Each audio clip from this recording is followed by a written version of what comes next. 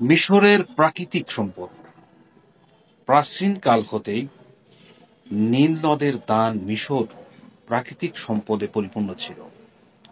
ফলে অন্যান্য দেশের মতো মিশরের প্রাকৃতিক সম্পদের প্রাচুর্যতায় আকৃষ্ট হয়ে নেপোলিয়ন মিশর অভিযান করেন। মিশরের এই বিশাল ঐশ্বর্য দ্বারা নেপোলিয়ন ফ্রান্সের সার্বিক উন্নতি ঘটাতে চেয়েছিলেন। নেপোলিয়নের সাম্রাজ্যবাদী নীতি। নেপোলিয়ন ছিলেন বিশ্বের অন্যতম উচ্চ আকাঙ্ক্ষা সম্পন্ন সাম্রাজ্যবাদী সম্রাট।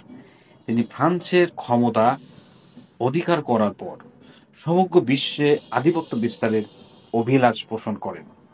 এরই ধারাবাহিকতায় নেপোলিয়ন আফ্রিকার অন্যতম সমৃদ্ধশালী দেশ মিশর আক্রমণ করেন এবং তা জয় করেন।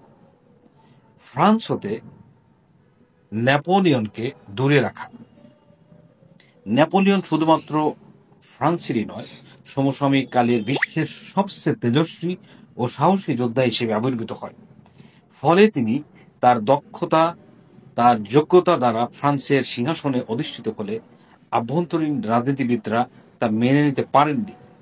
ঠিক এরকম পরিস্থিতিতে ফ্রান্সের ডিরেক্টরগণ সাম্রাজ্যের অভ্যন্তরীণ রাজনৈতিক অস্থিরতাময় পরিস্থিতিতে নেপোলিয়নের মতো দুর্ধর্ষ সামরিক নেতাকে সঠিক বলে মনে করেননি।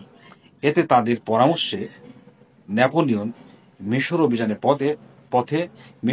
পথে ধাবিত হয়।